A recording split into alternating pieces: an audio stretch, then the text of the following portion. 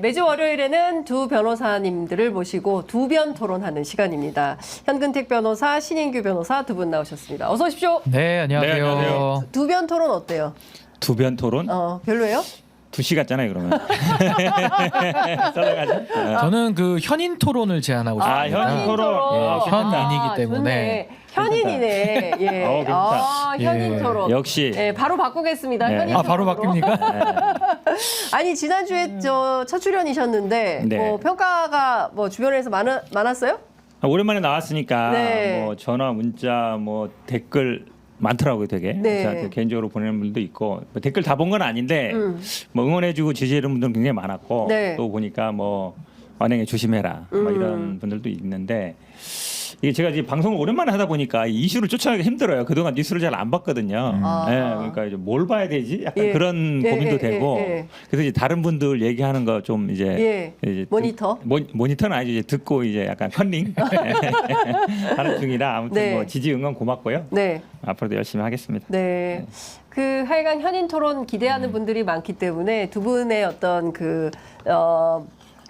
하여간 폭포수 같은 저는 뭐 딴 거보다도 그냥 드립 개발에만 드립 저는 개발에. 올인하면 될 것 예, 같다. 예. 내용은 우리 현 변호사님이 채워주실 아유, 테니까 그러니까. 네, 드립에 더 집중하도록 하겠습니다. 하여간 두 분은 늘 기대가 됩니다. 여하튼 저희가 본격적으로 토론을 해보도록 하겠습니다.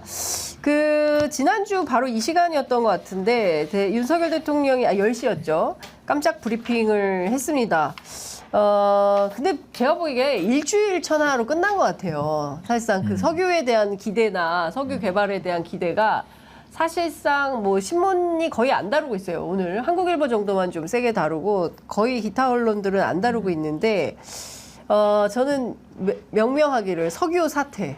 석유 사태. 네, 지난 총선 때는 대파 사태, 이번에는 석유 사태. 어떻게 보세요? 대통령이 직접 나서서 기자회견까지 했는데 일주일 천하로 그냥 끝나버린 느낌? 이게 예전에 우리가 뭐 MBC 방송 저기 할 때는 모두가 듣기 평가한 것처럼 이번에 아마 모두 다 이제 석유 탐사의 전문가로 만들어 주실 생각이 아닌가 보니까 뭐 네, 석유 전문가. 과정이나 이거를 다 예전에 잘 몰랐거든요. 그렇죠. 저도 잘 예, 몰랐는데 저도 처음에 뉴스 들었을 때 네. 3,700만 원 매출 이러니까 저는 3,700억인 줄 알았어요. 그래도 설마. 3,700만 원. 네. 3,700만 원이면 1인 법인 아니라 1인 개인의 매출도 되게 적은거든요. 우리나라가 그렇죠. 5천인가 8천 이하가 이제 간이과세로 돼 있기 때문에 네. 일반적인 가게도 되게 적은 거란 말이에요. 네. 근데 본인도 와서 뭐 우리 집에 회사 차렸다 이러고 그렇죠. 가정집이 맞다. 세금 네. 뭐 네. 3년치 밀렸는데 영업세를 못 냈다는 게 도대체가 어떤 아니 한 뭐 예를 들어서 뭐 매덕 밀렸다 그러면 밀리는데 $50. 대신 내주고 싶네. $50 정도면. 근데 아니, 근데 $50가 수수료라고 그러더라고요. 오늘 아침에 네. 그 취재한 분이 MBC 라디오 출연해서 얘기하는 네. 거 들어보니까 그 세금이 그렇게 작을 리가 없다. 아마 수수료 정도 아니겠냐. 그러니까 일반적으로 우리가 무슨 사업을 입찰하거나 이럴 때는 우리나라 같은 경우에는 다 예. 이제 국세라든지 지방세 완납 증명서를 내라 그러거든요. 네. 그래야만이 뭔가 사업을 할 수 있어요. 그치, 저는 세금을 오히려 내야. 그렇죠. 저는 오히려 3,700만 원 매출도 진짠가 이런 생각이 들어요. 왜냐하면 오.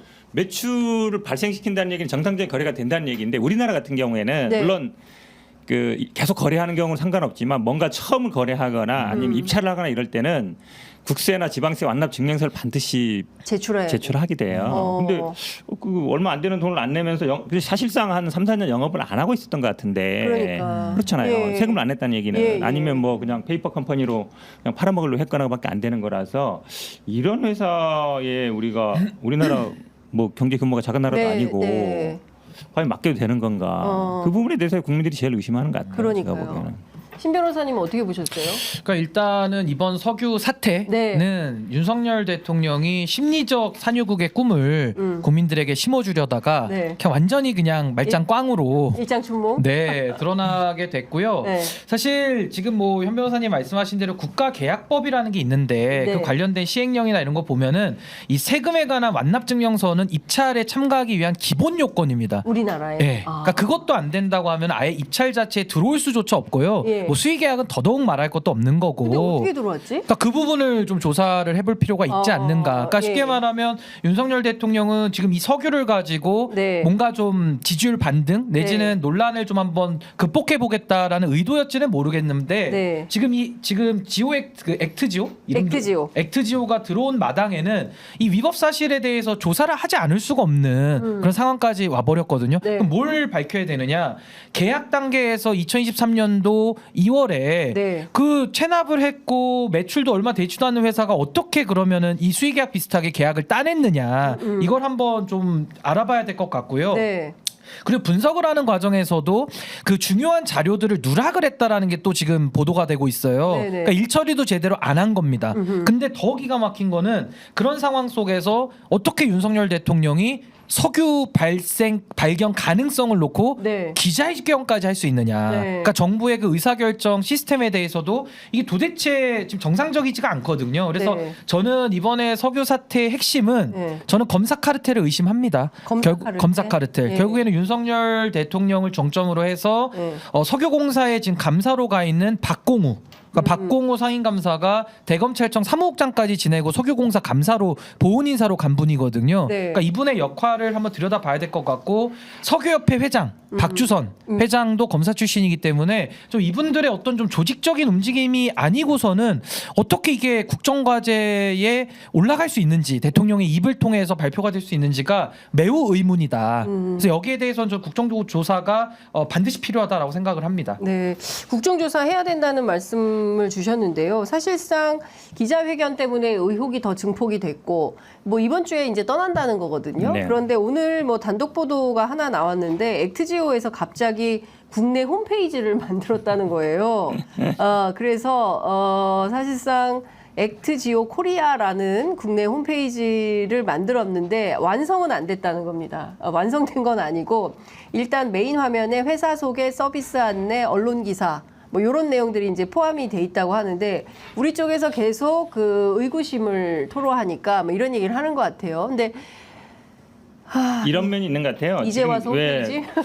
왜냐하면 지난번에 이제 세금 체납했다 이러니까 법인 자격에 뭐 제한이 있었던 거 아니냐 이러니까 아마 산업부에서인가 마치 이제 이 회사를 대변하는 것처럼 네, 네, 행위 능력 그러니까. 제한은 없었다. 네, 뭐 이렇게 네. 해서 계약상 문제 없었다 이러는데 국민들이 얘기하는 건 법상 뭐 행위 능력이 있냐 없냐 이게 아니에요. 이렇게 어떤 1인 회사에 개인 지배 하는데 우리나라의 굉장히 중요한 한 번 뚫은 때마다 1,000억 이상이 들어가는 일을 맡길 수 있겠느냐. 네. 더구나 문제는 이제 호주에서 한 17년인가 동안 그 업체가 5대5 지분이 있었단 말이에요. 네. 이분들은 실제로 본인 돈을 투자해서 시추를 3-4번 했었잖아요. 시추를 안 했던 건 아니란 말이에요. 네, 네. 그러니까 이 아브레우 고문이 한 얘기는 결론은 그거예요. 수취해봐야 안다. 20% 확률이다라는 얘기인데 호주 업체들이 그러면 일부 회사보다 적은 회사도 아니고 네. 호주는 뭐 다 아시다시피 뭐 철광석이라든지 아니면 뭐 그렇습니다. 석탄이라든지 굉장히 많이 나란 말이에요. 자원으로 어쨌든 먹고 사는 나라인데 네. 그런 나라에 굉장히 큰 업체가 와서 시추까지 해보고 17년 이상 다 검증을 해봤는데 없어서 포기했단 말이에요. 네. 근데 이 회사는 시추도 안 해봤어요. 그 자료만 보고 얘기한 거잖아요. 데이터만 보고 얘기한 건데 네. 결론은 시추해봐야 안다는 거잖아요. 확률은 20%다. 네. 그러면 자, 달라진 게 뭐가 있어요? 제가 보기에 달라진 게 하나도 없는데. 진짜 제가 보기에는 근데 이견으로 그냥 더 이상 그 재론의 여지는 없을 것 같다. 지지율 어떻게 될 걸로 보이세요? 원래 지난주에 발표돼야 되는데 갤럽 조사가 없었고 이번 주 금요일에 갤럽 조사 나올 텐데 지지율이 좀 오를까요? 아니면 영향은 별로 없었다. 오늘 발표된 리얼미터 조사를 좀 살펴보면 그 뭐 자료를 좀 띄워주시면 좋을 것 같은데 31.5 그다음에 부정평가는 65.1 이렇게 나왔습니다. 그러니까 별로 변동폭이 없어요. 그 아침에 보니까 중앙일보인가 대왕고래도 지지율을 뒤집지는 못했다. 뭐 이런 게 기사 제목이던데 지금 상황에서 보면 지지율을 좀 뭐 바꿔보려고 했는데 뭐 어려웠다 이렇게 봐야 될 거 아닙니까? 근데 백약이 무효하지 않겠습니까? 네. 이번에 윤석열 대통령 이름을 아예 차제에 윤석유로 개명을 시키자 이런 얘기까지 나오고 있던데 아니 석유를 너무 좋아하니까 윤석유. 네, 석유를 너무 좋아하니까 뭐 그거 외에는 아무 효과가 없는 것 같고 드리베신이다. 아니 그리고 이 아브레우라는 사람 있잖아요. 아브레우 예, 예. 이분 거의 뭐 국제 사기꾼 아니면은 네. 아니면 대한민국이 거의 글로벌 호구 둘 중에 네, 하나거든요. 네, 네. 그러니까 이런 일을 지금 벌린다라는 것 자체가 네. 지지율 반등을 위한 목적 외에는 때문에 해석이 안 돼요.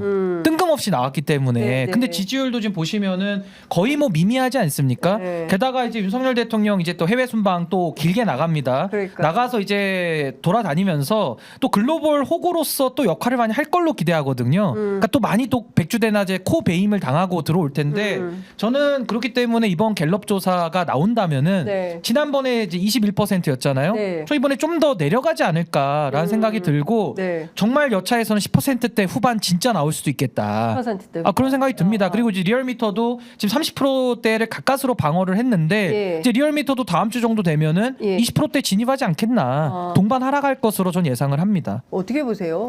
뭐 일단 뭐 여론조사 리얼미터 결과를 보면 거의 네. 영향력이 없는 걸로 나오고 있잖아요. 네. 리얼미터는 아마 갤럽이 여론조사 좀 다르긴 하지만 그리고 거의 이제 유지되고 있거든요. 네. 근데 뭐 특별한 호재도 없는 것 같은데 근데 이제 국민들은 아는 것 같아요. 왜냐하면 우리나라 국민이나 언론이 사실은 언론들이 하루 만에 검증할 수 있는 것들을 왜 정부 기관에서 검증을 못할까? 왜냐면 뭐 그러니까. 구글링만 해봐도 다 나오는 예, 자료잖아요. 예, 회사 홈페이지 맞아요. 들어가 보면 나오고 구글 맵으로 들어가면 나오고 예. 그다음에 그 실적도 나오잖아요. 근데 계속 이런 회사를 우리가 믿고 어쨌든 대통령이 지금 선언을 했기 때문에 네. 어쨌든 한 번은 시춘을 해야 되는데 이걸 과연 이 회사 말을 믿고 시출을 해야 되느냐. 지금 석유공사가 아시겠지만 네. 거의 자본 잠식 상태예요. 그러니까요. 왜냐면 예전에 자원력이 하면서 하도 돈을 많이 까먹어가지고 자본 잠식이라는 건 있는 재산보다 네. 자본보다 사실은 부채가 더 많다는 거거든요. 근데 여기에 무리하게 우리가 투자할 만한가? 예전에 사실은 이 자본 잠식이 된 것도 보면 MB 때 자원력이 하면서 다 뭐 석유 있다 다 난다 해서 다 돈 꼬라박고 샀단 말이에요. 그렇죠. 샀는데 가보니까 아무것도 없는 거잖아요. 맞아요. 그러니까 예. 18조인가 19조 적자 상태던데 네.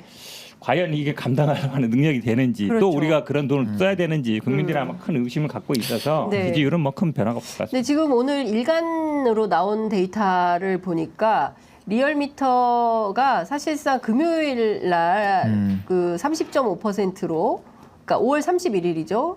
그리고 나서 화요일 날 그러니까 대통령이 그 석유 발표하고 나서 화요일에는 32.3%로 1.8% 포인트 올랐습니다. 그리고 수요일에도 유지가 됐어요. 32.4. 그러니까 한 0.1%, 0.1% 정도 상승을 한 거죠. 그러다가 7일 날 대통령이 누구지? 아브레우 박사가 네. 기자회견을 했잖아요. 여기에서 1.6%포인트가 하락을 합니다. 30.8로. 그러니까 국민들이 일간별로 쭉 데이터를 보면 그래도 석유가 나왔어?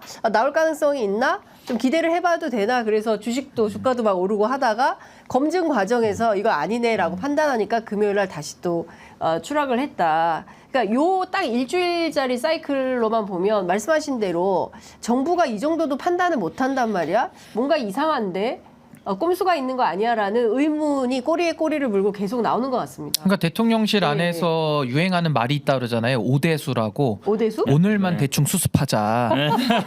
아니 그런 말이 있다는 거예요. 하도 대통령이 자. 사고를 많이 치니까. 아니 근데 그 오대수. 마음이 충분히 이해는 되는데 네. 뭐 윤석열 대통령도 좀 이대수 아닙니까? 이번 주만 대충 수습하자. 그러니까 지금 지지율이 30%로 시작했다가 잠깐 네. 올라가는 듯하더니 또 빠져버리잖아요. 네. 그러니까 의미가 없다는 거예요. 그래서 저는 지지율을 띄우기 위해서 석유 문제를 갖고 나왔는데 이게 지금 내용이 간단해지지 않은 겁니다. 아브레오가 나오고 네. 계약 입찰 단계부터 지금 문제점들이 수두룩 빽빽하게 나오고 있잖아요. 네, 네. 그럼 저는요 지금 김동섭 석유공사 사장이 본인 책임으로 이제 독박을 쓸 걸 우려한 나머지 공사 직원들한테 뭐 우리 너무 요동하지 말자 이런 내부 공지망도 올렸다는 게 이제 보도가 나오고 있거든요. 네. 이게 문제 삼으면 심각한 게 국가계약법 위반 문제는 100% 나옵니다. 이미 체납이나 아주 유명무실한 아주 부실한 회사에게 계약을 맺겼기 때문에 문제가 되고 또 하나는 이거 나중에 배임죄 될 수 있고요. 네. 또 더 나아가서 국고손실도 의심해봐야 돼요.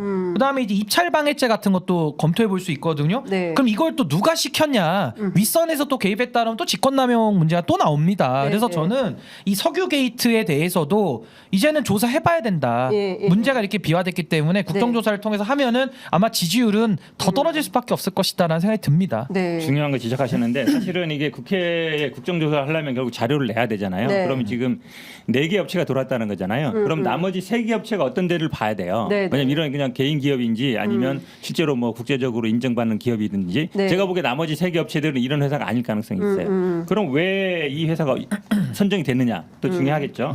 그다음에 이제 입찰을 하면은 나중에 용역 계약서를 쓰거든요. 용역 계약이라든지 그럼 용역 계약을 했으면 돈을 주고 그다음에 돈 준 거에 대한 결과 보고서를 냈을 거 아니에요. 네네. 이런 게 사실은 다 제출이 돼야 되는 거예요. 예, 예. 아니면 국회에 제출해서 검증을 해야 되는 거거든요. 예. 그게 없이 지금 그냥 뭐 내 말만 믿어라. 그리고 굉장히 내가 큰 회사에 있었으니까 이 사람 예. 믿을만하다. 지금 저게 한국 홈페이지예요. 동해 유전의 성공 확률은 대단히 높습니다. 저게 홈페이지 첫 화면이거든요. 그러니까 믿으라는 거잖아요, 그냥. 아니, 우리나라 증거를 국민들이 안 그런 내놓고. 홈페이지에 뭐 자료 글 올려놓는다고 하는 국민들이 아니에요. 홈페이지는 그러니까. 뭐 애들도 만드는데 예. 우리나라 IT 얼마나 발전돼 있는데. 그러니까 근데 저걸 보고 믿으라는 건데. 근데 저런 포장지로 속일 수가 없는 거죠. 내용 자체가 네. 너무 부실하거나 네. 위법 사실까지 지금 다 튀어나오는 마당에 네. 지금 뭐 믿으란다고 믿는 것도 아니고요. 그러니까 저는 제일 사실은. 황당했던 게 아브레우 박사가 아니, 딴 나라들은 석유가 나온다 그러면 국가적 경사고 다 좋아하는데 한국처럼 이렇게 난리를 친다라는 처음 봤다라고 얘기를 하는데 한국이 정상적인 거죠. 검증을 해야 되지 않습니까? 사실이 맞는지 아닌지 우리가 사기당하면 안 되잖아요. 이게 뭐 다른 나라에서 했다 그러는데 그 지역 지금 6광구라든지 8광구는 이미 호주 업체가 그러니까 17년 동안 했는데 연구를 하고 시추를 하고 했단단 말이에요. 그다음에 그리고 철수를 한 거잖아요. 아 그럼요. 업사. 그 전에도 뭐 박정희 때도 계속 나왔던 데이기 예. 때문에 이거를 마치 뭐 전혀 없던 걸 새로운 게 아니라 기왕에도 했도 계속 했던 건데 왜 그러면은 더 높게 받는지 시추도 안 하고 그거에 대한 예. 답변을 해야 되는 거예요. 예. 뭐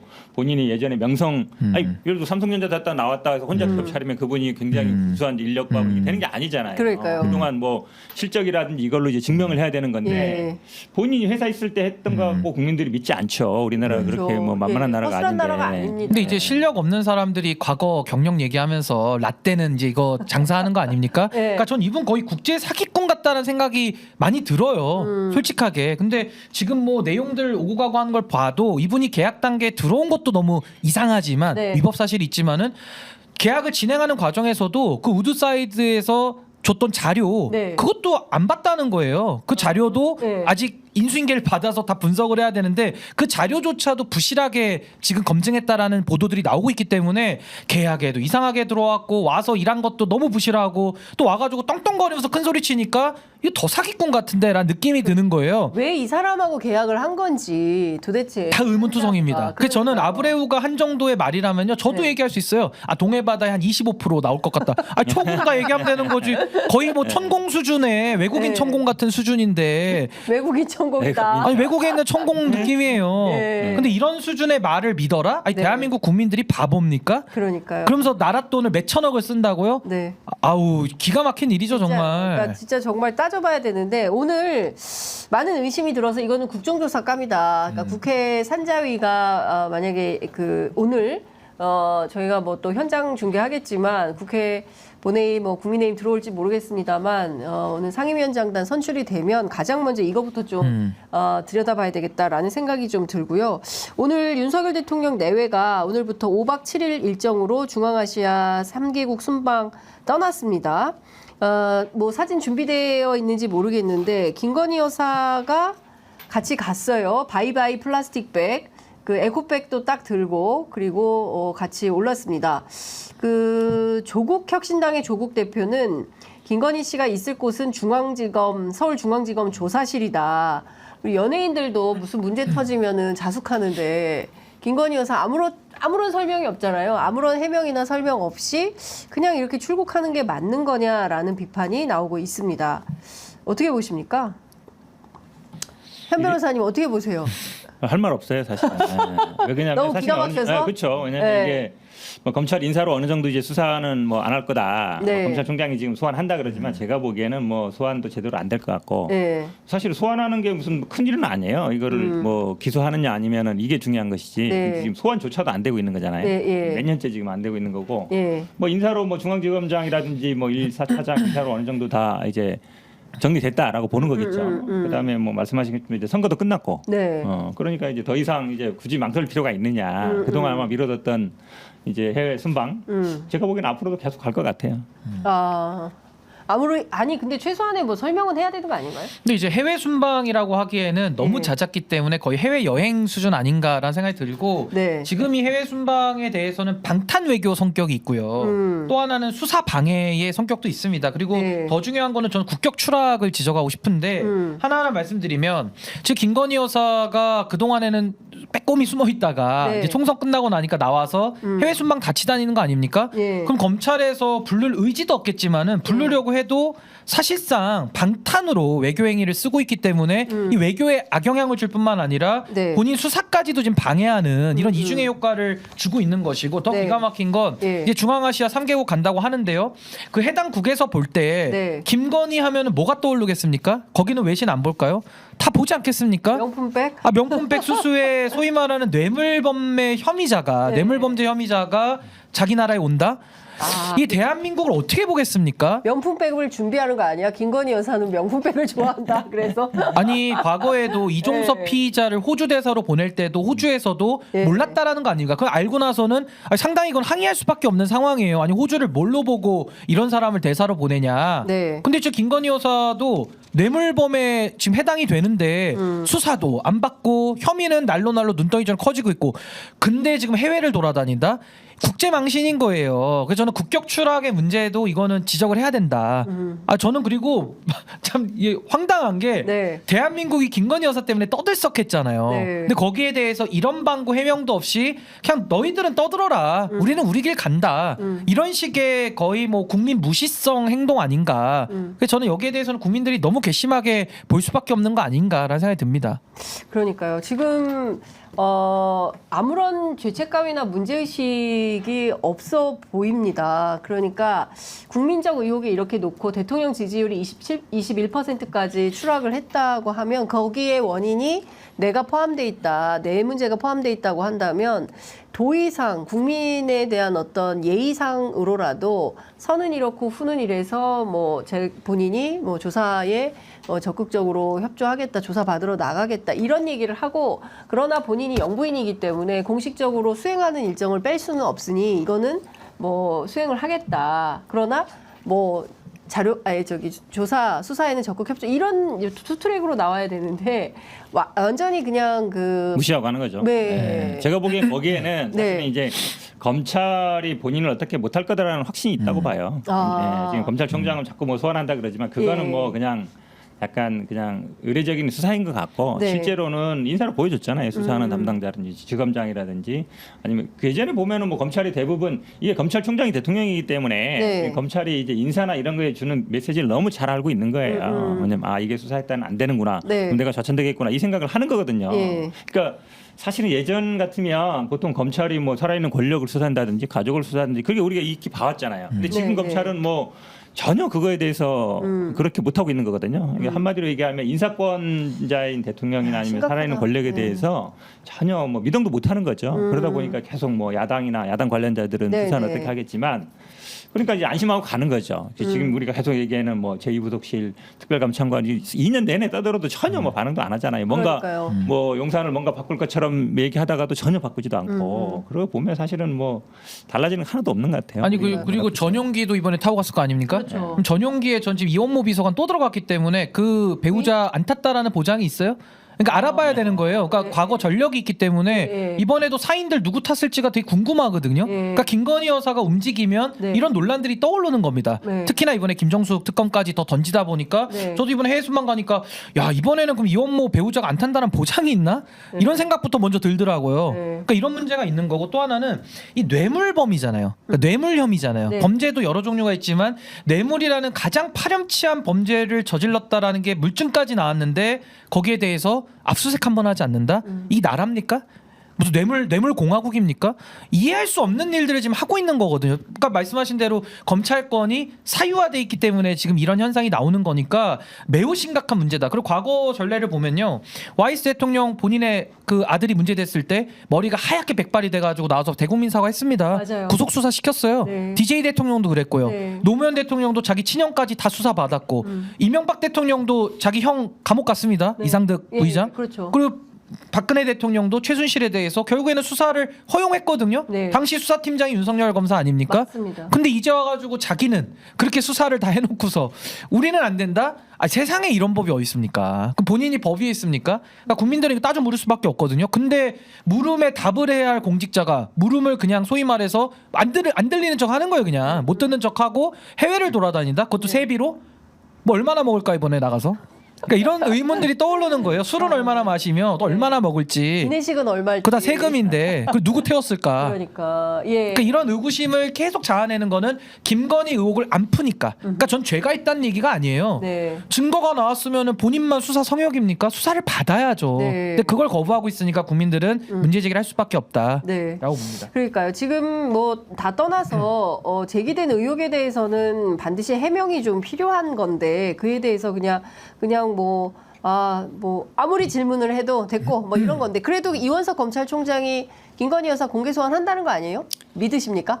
저는 안 믿어요. 그냥 하는 말이라고 봐요. 임기도 얼마 네. 안 남았고 네. 사실은 본인이 한다고 해서 뭐 그저를 할 만한 뭐 능력이나 의지가 있는지도 모르겠고요. 아마 검찰은 아마 이걸 수사를 어떻게 하느냐가 아마 검찰의 수사권 생존 문제가 난 달랐다고 봅니다. 네. 왜냐하면 결국은 그래도 검찰이 그 전에는 뭐 살아있는 권력 아까 말씀처럼 그 전에 대통령들은 쭉 친인척이라는 수사해왔거든요. 네. 그러면서 국민들이 아 그래.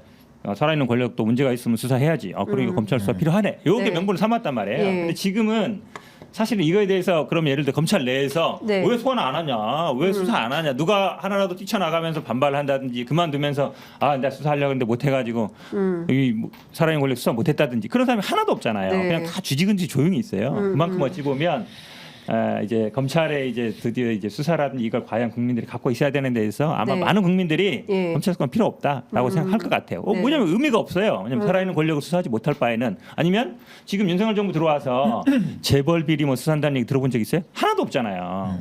그러면 그동안 우리나라 재벌이 그동안 엄청 깨끗해졌느냐 몇 년 사이에 말도 안 되는 얘기죠. 그렇지 않잖아요. 예. 그러니까 쉽게 얘기하면 살아있는 권력이라든지 재벌이라든지 힘 있는 사람들을 수사했던 게 그나마 검찰이 수사권을 가져왔던 정당성인데 네. 그런 소식 한 번도 들어본 적이 없어요. 저는 들어와가지고. 그럼 뭐 우리나라 그러니까. 국민들이 기업들이 그동안 뭐 공정거래 잘 지키고 뭐 어쨌든 하청 잘 주고 그다음에 대금 잘 주고 그랬겠느냐? 그런 게 네. 아니잖아요. 네. 그러면 뭐 하는 거예요? 제가 보기에는. 그러니까 저는 이원석 총장의 그 법 앞에는 성역도 없다, 네. 뭐 예외도 없다, 특혜도 없다라는 식으로 네. 얘기를 했는데 전 두 가지라고 봅니다. 첫 번째는 그냥 멋있는 척 하는 것 같아요, 자꾸. 그러니까 말장난 비슷하게 행동은 안 하면서 네. 말이라도 좀 교과서에 나오는 말을 좀 하면서 멋있는 척 하는 것 같고 또 하나는 검사 후배들 중에서도 좀 부글부글하는 사람도 있을 거거든요. 그러니까 후배들을 위해서 좀 본인이 욕을 덜 먹기 위해서 그래도 원칙 정도는 밝히는 그냥 그 정도 수준의 저는 언급이라고 보는 건데 네. 저는 아까 현 변호사님 말씀하신 대로 지금 검사들 있지 않습니까? 평검사들 이 프로스를 통해 가지고 그 자유 게시판 있어요. 누구도 한 명도 지금 이 사태에 대해서 의견을 안 냅니다. 그러니까 저는 이 침묵하는 다수의 검사들 그럼 과연 지금 수뇌부들만 윤석열 대통령과 한몸 돼 가지고 검찰권을 사유하느냐? 네. 저는 평검사들도 똑같다고 보는 거예요. 이렇게 되면 이 정도 되면 들고 일어나야죠. 본인들이 옷 벗을 까고 하고 아니 문제 제기를 해야 되는데 쥐죽은 듯이 무슨 절간처럼 조용합니다. 이렇게 돼가지고는 정의를 본인들이 수호한다, 공익의 대표자다. 그거 다 말장난으로 보는 거거든요. 그래서 저는 평검사들도 지금 이쯤 됐는데도 아무도 의견을 안 낸다는 것은 지금 검찰이 조직적으로 전반적으로 지금 다 문제가 만연화돼 있다. 그러니까 뭐 권력 앞에 쫀 건지 뭐 무서워서 말을 못하는 건지는 모르겠는데 어떻게 갖다 붙이더라도 똑같은 사람이라고 국민들은 볼 수밖에 없는 겁니다. 제가 볼 때는. 그러니까요. 이 부분은 어떻게 보십니까? 지금 사실 명품백 문제가 가장 국민들 사이에서는 뭐 소위 얘기해서 좀 이슈가 되는 뭐 주가 조작도 그렇죠. 있고 네. 뭐 있지만 근데 김건희 여사가 순방 때마다 드는 가방이긴 한데 이번에도 에코백을 에코백? 들었어요. 바이바이 플라스틱백. 그러니까 뭐 이런 겁니다. 혹시 솔직히 말하면 정치적 쟁점이 가방이 되고 있기 때문에 순방 갈 때 굳이 가방 본인이 안 들어도 되잖아요. 비행기 안에 실어놔도 되고 그다음에 뭐 수행 비서가 들어도 되는데 굳이 에코백을 들고 사진이 찍히는 저는 특별한 이유가 있을까라는 생각이 좀 드는데 그렇게까지 생각했을까요? 왜냐면 이게 처음은 아니잖아요. 예전에도 이제 역백 들긴 했는데 무신경하게 들었을까요? 아니면 아무리 명품백 얘기를 해도 나는 마이동풍이다. 이런 정치적 메시지일까요? 어떻게 봐야 됩니까? 글쎄요. 네. 그것까지는 잘 모르겠어요. 그렇게까지 생각하면 정말 만약에 그랬다 그러면 국민들이 정말 뚜껑 열릴 일이죠. 진짜 화가 화날 나는 일이죠. 왜냐하면 근데 너무 이상하거든요. 저는 기자의 촉으로 볼 때 수많은 정치인들이 또 정치권 관계자들이 이슈가 문제가 되면은 그거를 그냥 차단을 해요. 그래서 그게 보이지 않도록 하는 게 보통 그렇죠. 상례죠. 그런데 김건희 여사는 유독 또 이 가방을 들고 나왔단 말이에요. 근데 무신경한 건지 국민들이 아무리 문제 제기를 하거나 그래도 나는 내 맘대로 할 거야. 너희들이 뭐라고 하든가 말든가 나는 내 뜻대로 할 거야 이런 시그널인지 그러니까 조사진을 굳이 저렇게 찍을 이유가 있었을까라는 겁니다. 저거는 이제 제가 볼 때는 네, 어떤 의미일까요? 윤석열의 공정과 상식이 이제는 뭐 거의 뭐 국민들이 비웃잖아요. 네. 그 정도로 예. 저는 저 에코백 들은 거는 완전한 위선이다라고 봅니다. 그러니까 김건희의 위선인데 네. 김건희 여사가 명품백 좋아하는 거는 본인도 알고 그리고 뇌물로 갖다 준 최재형 목사도 알았고 네. 온 국민이 다 알아요. 심지어 지난번에 리투아이나 갔을 때는 경호원들 대동해서 명품 샵까지 가지 않았습니까? 그렇죠. 예. 그러니까 본인이 명품 좋아하는 거는 모두가 다 아는데 예. 일부러 저렇게 위선을 떨면서 에코백을 들으니까 너무 가증스럽다. 네. 전 너무 위선적이라고 봐요. 차라리 명품백을 드세요. 네. 본인이 좋아하는 건데 왜 안 맵니까? 그러니까요. 그러니까 좋아하면서 뒤에서는 낼름낼름 받아먹고 네, 네. 밖에 나올 때는 에코백 에코백 들고. 저 위선이 얼마나 가증스럽습니까? 안에 뭐가 들었을까?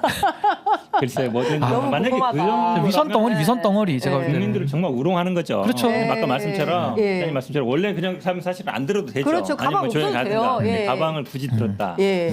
참 제가 보기에 실제로 나는 그렇게 소박해 뭐 이런 생각했으면 거죠. 나는 소박해 이런 근데 느낌. 이제 저기에 속을 거라고 사람들이 속을 거라고 생각한다고. 아니 그랬으면은 명품백 받는 걸 안 들켰어야지. 그 영상이 안 네. 나왔으면 속아줄 수도 있어요. 네. 근데 아니, 다 나와서 만천하에서 다 봤는데 디올백을 좋아하잖아요. 예. 디올백. 근데 지금 와가지고 차라리 디올백을 들으라 이거예요. 네. 좋아하니까. 네. 근데 와가지고는 뭐 에코백 해가지고 뭐 이런 식으로 헝겊 들고 나오면은 국민들 보기에는 그냥 위선이 너무 심하다. 뭐 놀고 있다 이렇게 보지 않겠어요? 근데 저는 그것도 있는 것 같아요. 이제 본인의 문제가 심각해질 때 어쨌든 검찰 인사를 끝낸 다음에 나왔잖아요. 그렇죠. 예, 네. 공개 행보를 시작한 게 검찰 인사가 있은 다음이기 때문에 검찰은 내 뒤에 있어. 뭐 이런 생각을 하는 것인지 모르겠지만 국민권익위원회도 김건희 여사 명품 가방 의혹 조사 어떻게 되는 거냐에 대한 기자들의 질문에 진행 상황을 밝히기가 어렵다라고 기존의 입장을 계속 되풀이하고 있습니다.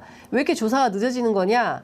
그냥 법과 원칙에 따라 조사 중이다. 이 얘기만 계속 하고 있는 거예요. 그러니까 모든 국가 권력 기관들이 김건희 여사 앞에서는 멈추기 때문에 그래도 된다. 이런 판단하는 거 아닌가요? 그러니까 뭐 공정과 상식이라든지 법과 원칙이라는 게 상당히 이제 말이 안 된다는 거 이제 국민이 다 알아버리잖아요. 네. 예전에는 검찰이 맨날 뭐 법과 원칙에 따라 수사하고 있습니다.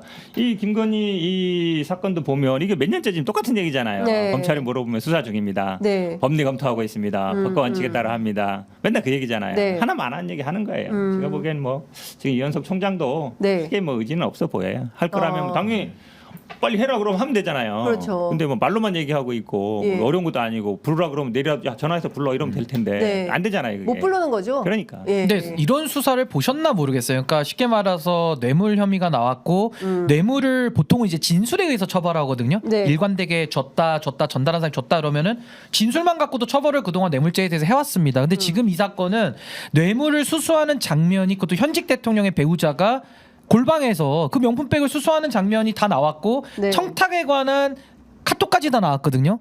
그럼 너무나도 명백하지 않습니까? 이건 거의 뭐 재판 안 해봐도 될 만큼 명백하게 사안이 튀어나왔는데 네. 검찰이요.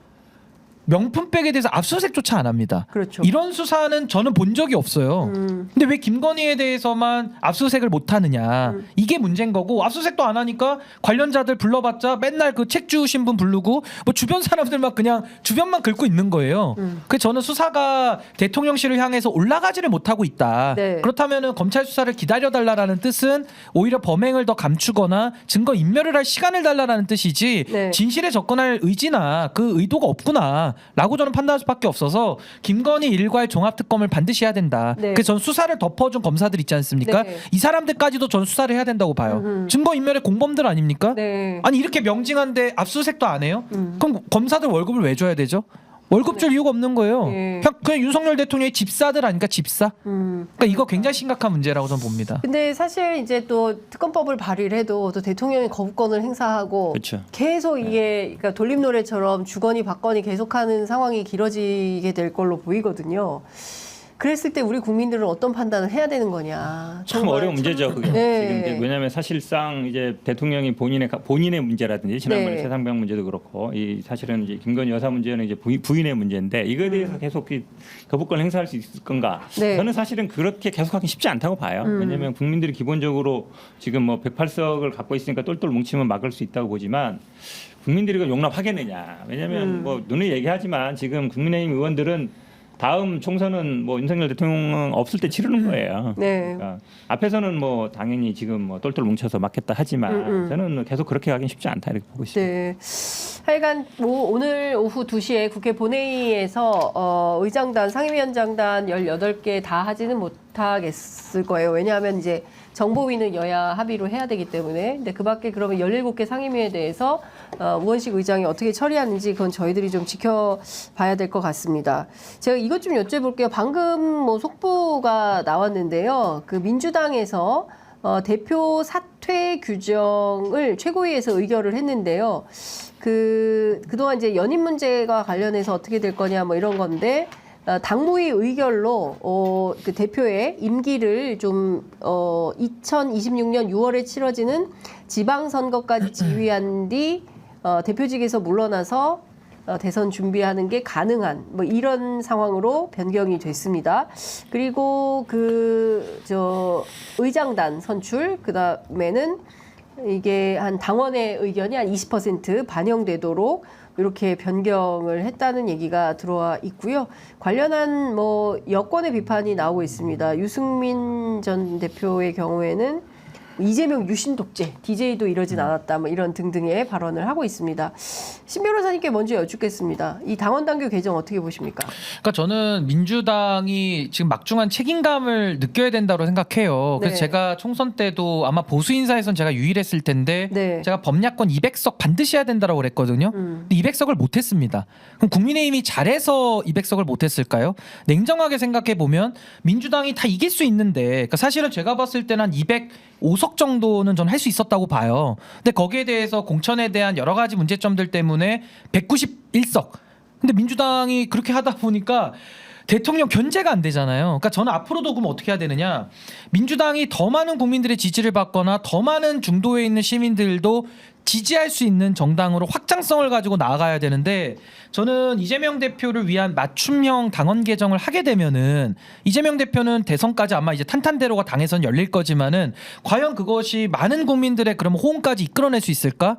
전 매우 회의적이거든요. 그래서 저는 당원을 바꾸는 문제를 이렇게 어느 한 특정인을 겨냥해서 한다라는 의심을 사고 있잖아요. 이런 식의 당원 개정을 하는 것은 전 매우 바람직하지 못하다. 그리고 민주당이 이렇게 했을 때는 더 강해지는 민주당이 되는 게 아니라, 뭐 김영진 의원도 약간 그런 비슷한 비판을 좀 하셨던데, 조금 더 축소되거나 민주당 안에 갇혀지는 민주당이 될 가능성이 매우 높다. 그래서 저는 좀 이 당원 개정안에 대해서는 전 안 하기를 바랬었는데, 뭐 일단은 했기 때문에 그건 민주당의 선택이지만은 저는 더 많은 국민들의 공감을 이끌어내기는 어려운 선택이었다라고 저는 생각을 합니다. 사실 민주당에서 굉장히 주요하게 판단했던, 만약에 이제 당 내부에 귀책 사유가 있을 때 재보궐선거하면 무공천한다, 뭐 요 내용. 그 다음에 기소되면 당직 정지한다. 요 조항도 이번에 삭제가 됐습니다. 자, 근데 뭐 변호사님. 당원 개정이 지금 이게 지금 말씀하신 것처럼 뭐 이재명 대표 아마 이제 핵심적인 건 이건 것 같아요. 네. 당권 대권 분리 규정 1년 전에. 그렇죠. 그러니까 민주당 같은 경우에는 지금 반드시 이제 어찌 보면 예외 없이 네. 1년 전에 사퇴하게 돼 있거든요. 당 대표를 그렇습니다. 사퇴하게 돼 예, 있어서 예. 이게 그럼 만약에 당 대표를 계속 하고 있는데 중간에 뭐 탄핵이라든지 아니면 뭐 고리 사퇴가 나면 어떡하지? 이런 예. 고민이 있는 거예요. 네. 그러다 보니까 국민의힘은 저는 사실은 개인적으로는 대의원제라든지 뭐 중앙위 컷오프 제도라든지 대선 문제라든지 항상 저는 방송 예전에 할 때부터 네. 국민의힘이 오히려 잘 돼 있다. 더 민주적이라고 얘기해왔어요. 네. 그냥 우리나라 대의원, 우리 당 같은 대의원제 비율은 줄었는데 그대로 있거든요. 네. 그 다음에 지금 중앙위 컷오프도 그대로 있고, 그 다음에 대선 때도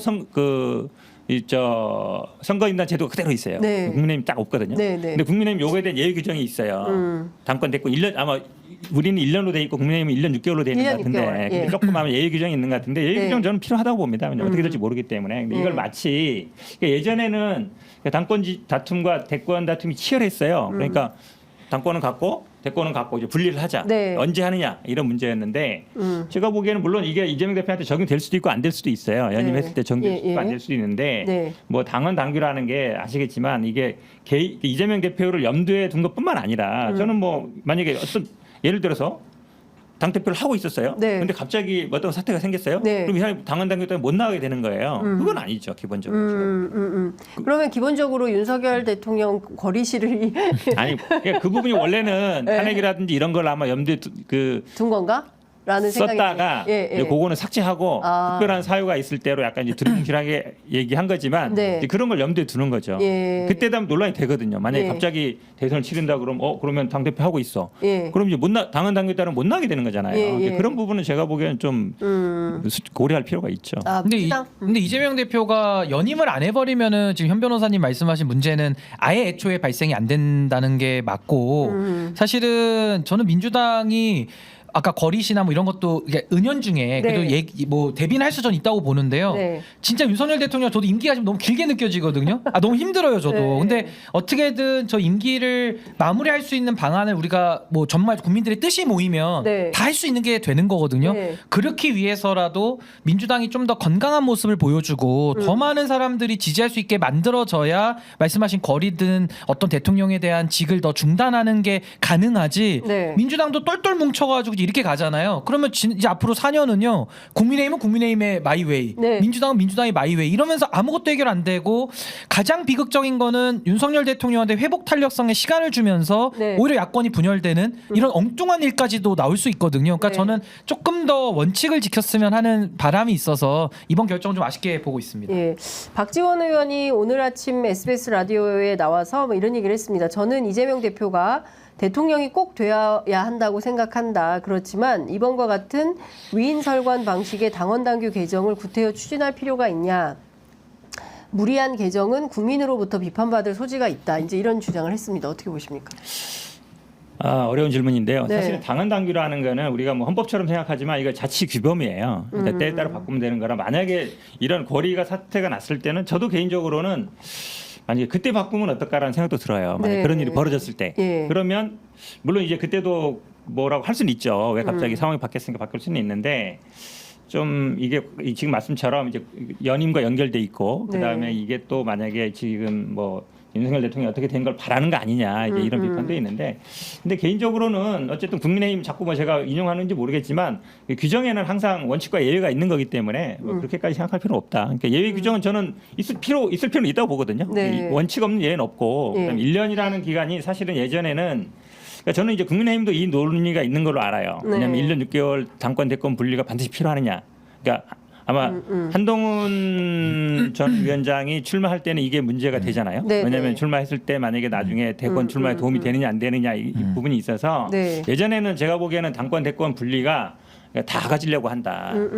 당권도 갖고 대권도 다 갖느냐. 한 사람이 다 하려고 한다. 이게 였었는데 지금 네. 아까 말씀처럼 이제 DJYS 때는 그래서 이제 그래도 대통령 나가는 사람 나가고 당권은 좀 기왕이면 딴 사람한테 줘. 약간 예, 분산의 개념이 있었는데 예, 예. 지금은 그런 뭐 제왕적 총재라든지 이런 건 아니기 때문에 당권 대권 분리가 예전처럼 그렇게 반드시 필요한가는 논의는 필요할 때가 됐다고 봐요. 저는 아마 국민힘도 그건 고민할 거라 보고 있습니다. 알겠습니다. 아이고 시간이 벌써 46분이기 때문에 이것 좀 여쭤볼게요. 이화영 전 평화부지사 1심 선고가 나왔습니다. 이 사건 관련해서 네. 우리 현근택 변호사님 재판도 받고 계시는데 네. 어쨌든 징역 9년 6개월의 중형이 나왔는데 이 재판 결과는 좀 어떻게 보셨어요, 신 변호사님? 그러니까 저는 사실 지금 이화영 지사 사건에 대해서는 징역 9년 6개월이 나왔거든요. 네. 그러니까 상당히 중형이 선고가 된 건데요.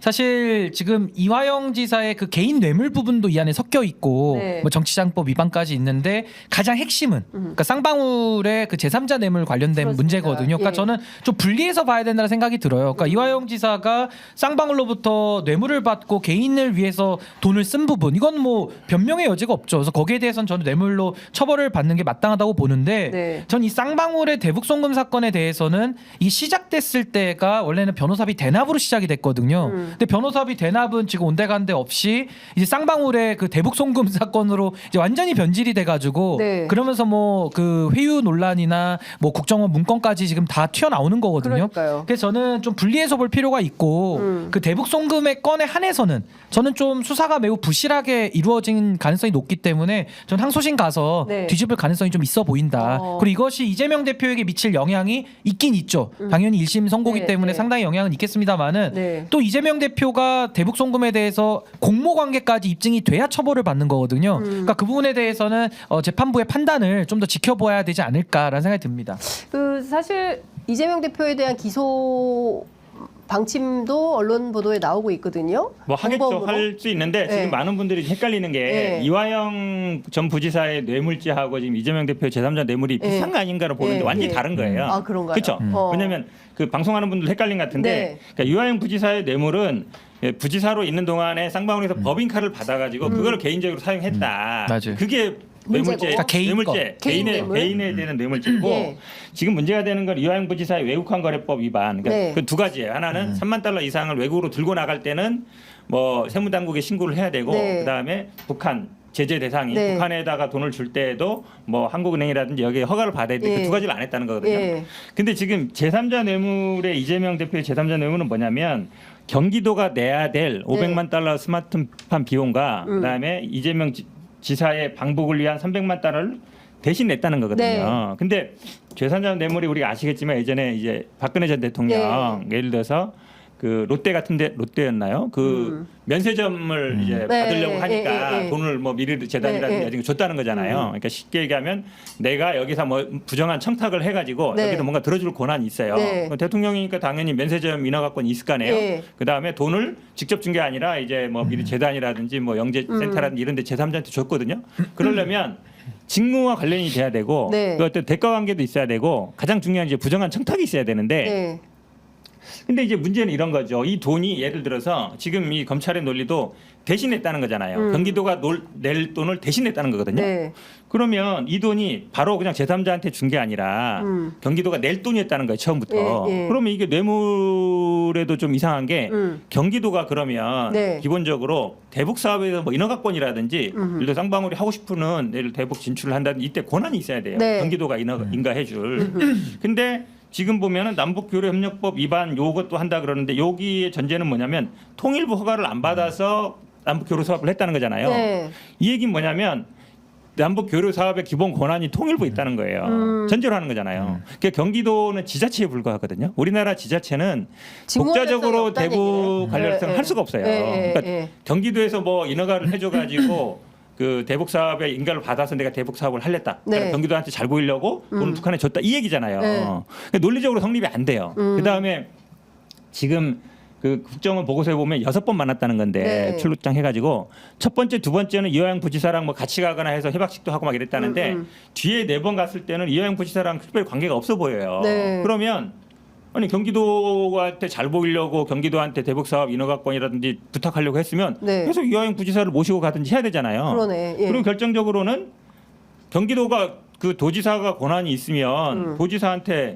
지금 보면은 뭐 전화 한번 했습니다 이런 거잖아요. 전화 네, 바꿔줬습니다 네, 이거잖아요. 예, 근데 얼굴도 안 보고 얼굴 한 번도 안 봤다는 거거든요. 500만 달러, 300만 달러면은 800만 달러면 100억 가까이 돈이에요. 그러니까요. 예, 이 돈을 주는데 얼굴도 안 보고 3번 만나려고 했는데 못 만났다는 얘기잖아요. 네. 그 경기도가 지금 하는 사업에 도움 받으려고 한다는 건데 돈 얼굴도 안 보고 그냥 이화영 부지사가 전화 한번 바꿔주니까 아이고 뭐 고맙습니다 이렇게 했다고 해서 김성태 회장은 참 훌륭한 분이. 그러니까 그렇게 돈이 많아요. 그리고 북한 그러면은 당연히 그 북한 사람 만나거나 이럴 때마다 당연히 이화영 부지사라든지 공무원들을 다 대동해서 가든지 아니면 그 공무원한테 부탁해가지고 부지사나 아니면 뭐 부탁해가지고 북한에 말 좀 잘해주세요. 네, 예. 이렇게 해야 되잖아요. 네. 근데 어느 순간에는 독자적으로 움직여요. 독자적으로 뭐 그 대북 보고서도 보면 독자적으로 움직이면서 그냥 독자적으로 뭐 돈도 갖다 주고 이러는데 그거를 마치 이제 경기도 대신 줬다 이렇게 얘기하면 제가 생각하는 상식적으로 생각하기에는 그럼 경기도에 돈 갖다 주면 북한하고 뭐 해박식이 체결되나?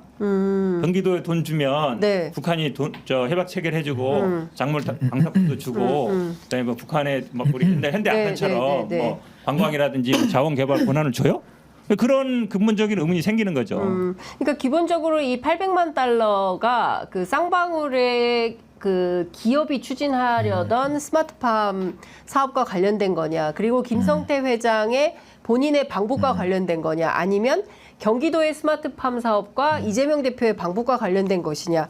사실 국정원 문건만 보면 이게 너무 자명하거든요. 근데 국정원 문건에서 중요한 건 뭐냐면, 그러니까 그 안보수 회장이 네. 보니까 뭐 주가 조작에 연루된 것 같고, 그 다음에 뭐 통일부 차관도 영입하고 현대아산 이런 게 영입하고 공시하고 주가가 막 몇 배씩 뛰고 이러니까 위험성이 있다 해서 끊었다는 얘기잖아요. 그렇죠.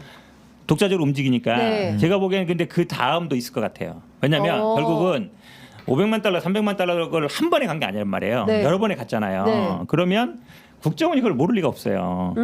그렇잖아요. 상식적으로. 그렇죠. 왜냐면 이렇게 그 북한 사람 만나는 것도 다 보고하고 너 누구 만나냐 와서 다 파악하고 있는 상황인데. 내용까지 줬다는 거잖아요. 무슨 내용 가서 말하고. 그러니까 하고. 예. 그렇긴 한데 예. 그러면 돈이 오가는 것도 모를 리 없잖아요. 근데 지금 그거는 안 나왔잖아요. 네. 그러면 그 돈이 오간 게 어떤 명목으로 갔는지 왜냐면 그 국정원 문건에도 보면 만났을 때 자꾸 돈 달라 그러니까 네. 왜 필요한지 네. 거기 보면은 뭐 그 북미 뭐 교통할 때 검압이 필요하다 이런 얘기 네, 나오잖아요. 네. 한 번도 안 들어본 얘기인데 그러면 사실은 돈을 주고받을 때도 국정원이 파악했을 가능성이 있어요.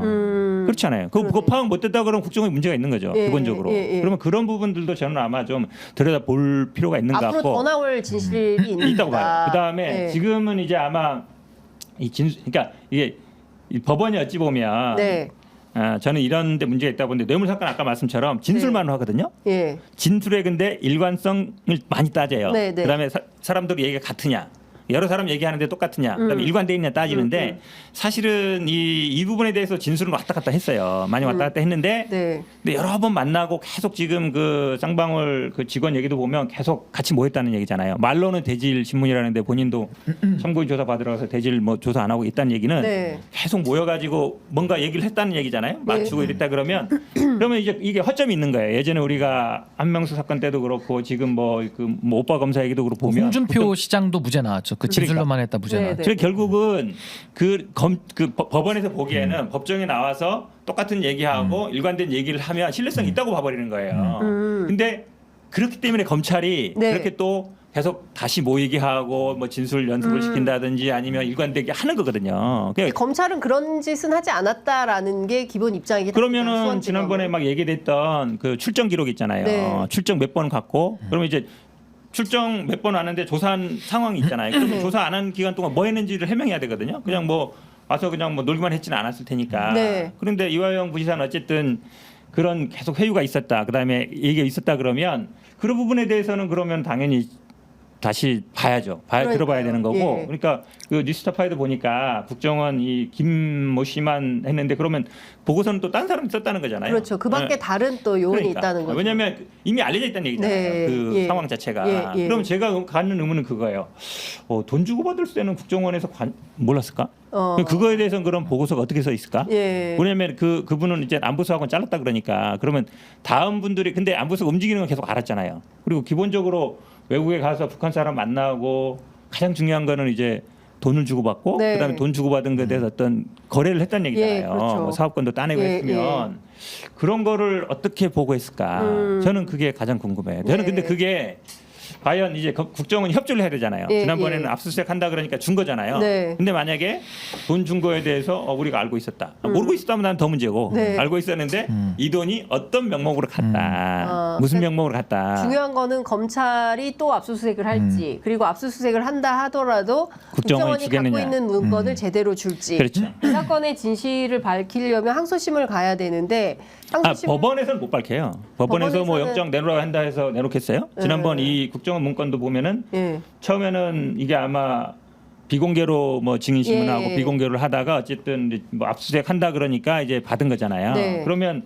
사실은 예를 들어서 그 대북 사업 관련된 모든 그 당시에 보고된 문서를 다 제출해라. 이제 그렇게 했으면 모르겠는데 지금 보니까 물론 이게 언론에 안 난 건지 아니면 네. 검찰이 갖고 있는지 모르겠지만 그러니까 안보수 회장하고 그 끊기까지 관계밖에 안 나왔더라고요. 중요한 거는 근데 그 다음이잖아요. 네. 돈 주고 받은 거. 네. 저는 사실 그 부분에 대해서 국정원이 어떻게 파악하고 있었는지 가장 궁금해요. 네. 근데 제가 요거는 좀 쉽게 설명을 드려야 될 것 같은데 뇌물죄가 단순 뇌물죄가 있고 네. 지금 설명해 주신 제3자 뇌물죄가 있어요. 그러니까 두 개가 다르다라는 걸 먼저 아셔야 될 거고 네. 아까 형 변호사님이 그 권한 문제는 굉장히 설명을 잘 해주셨어요. 그러니까 경기도가 대북 사업에 관한 이런 통일 업무는 할 수가 없으니까 네. 이 직무 관련성 부분도 좀 다툼의 여지가 좀 있다고 보고 이 제3자 뇌물의 핵심은 뭐냐면요. 박근혜 대통령이 과거에 돈을 받으면서 기업으로 돈을 받으면서 미르재단이나 K스포츠재단에다가 돈을 내라.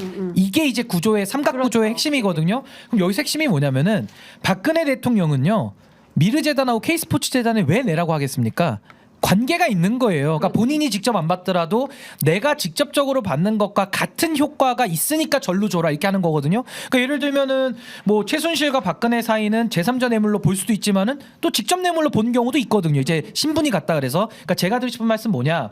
그럼 여기서 제3자 뇌물은 이재명 대표 경기도가 있고 그다음에 쌍방울 돈 준 사람이 있고 북한에다 줘 이렇게 된 거거든요. 네. 그럼 북한과 이재명 대표가 한 몸으로 거의 봐야 되거나 뭐 그러네. 북한에 이재명 대표가 뭐 땅 사놨거나 뭐 이래야지 사실은 연관성이 있는데 네. 박근혜와 K스포츠 재단은 굉장히 밀접한 관계거든요. 네. 자기가 안 하더라도 K스포츠 재단 이사장이나 이런 사람들이 다 그 일파들이 하는 거예요. 네. 그러니까 이런 식의 관계성이 북한과 이재명 이게 좀 안 맞잖아요, 사실은. 그 제가 아까 서두에도 말씀드린 대로 쌍방울 사건은 변호사비 대납으로 출발했다가 지금 제3자 뇌물건으로 온 거니까 네. 직무 관련성이나 이재명 대표와 북한과의 그런 연계성이 잘 설명이 안 되는 부분이 있어요. 그리고 진술도 너무 많이 바뀐 것도 있고 그래서 제가 다툼의 여지가 많다라고 보는 거고 이화영 재판에서는 이재명 대표의 관련성 여부를 다투진 않았죠. 뭐 공소장 이름은 나오겠지만 공모 여부를 다툴 수는 없다. 그게 재판부 입장인데 이재명 대표의 사건에서는 이재명 대표가 그걸 알았냐 네. 내지는 지시를 했냐 보고 받았냐 이제 이런 부분까지 추가적으로 입증이 돼야 되기 때문에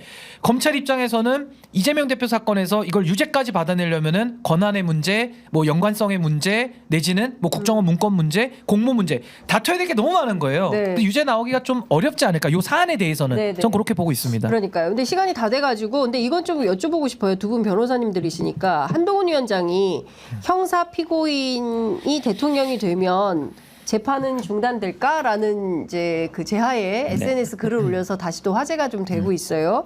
이건 사실은 이재명 대표를 겨냥한 발언이다 이제 이렇게 많이 해석이 되고 있는데 실제로 이 점은 좀 어떻게 그러니까 지금 보면요 아직 윤석열 대통령이고 뭐 탄핵이 되거나 이런 건 아니고 아직 갈 길이 멀어 보여요. 특검법도 내도 또 이제 거부권 행사할 거고 이거 도대체 이 무한 반복을 언제까지 할지 예고할 수 없는 상황인데. 정치권에선 진도가 막 나가고 있습니다. 그러니까 사실상 이재명 대통령 된다고 보고 이제 이런 얘기를 하는 거예요. 전제로 깔고. 네, 전제로 깔고. 그러니까 한동훈 어디까지 나가야 됩니까, 진도를? 전 장관이 아마 네. 이제 본인이 아는 분야가 나온 거죠. 이제 관심 있는 분야 나오니까 한마디 하고 싶은 거잖아요. 전당대회도 이제 나올 거 고민 중인데. 네. 그러니까 총선 때도 계속 이랬어요. 그러니까 뭐 범죄자다 뭐 아니면 심판해야 된다 그랬는데 지금 말씀하신 것처럼 이게 헌법 84조에 그러니까 대통령 같은 경우에는 내부 외환의 죄인 경우에는 형사 소추를 안 당한다고 돼 있단 네, 말이에요. 네, 이 네. 소추에 기소만 포함이냐, 재판도 포함이냐 이거에 대해서는 이제 논란이 있어요. 네. 그러다 보니까 한동훈 장관도 나는 거기에 재판은 포함 안 되는 것 같다.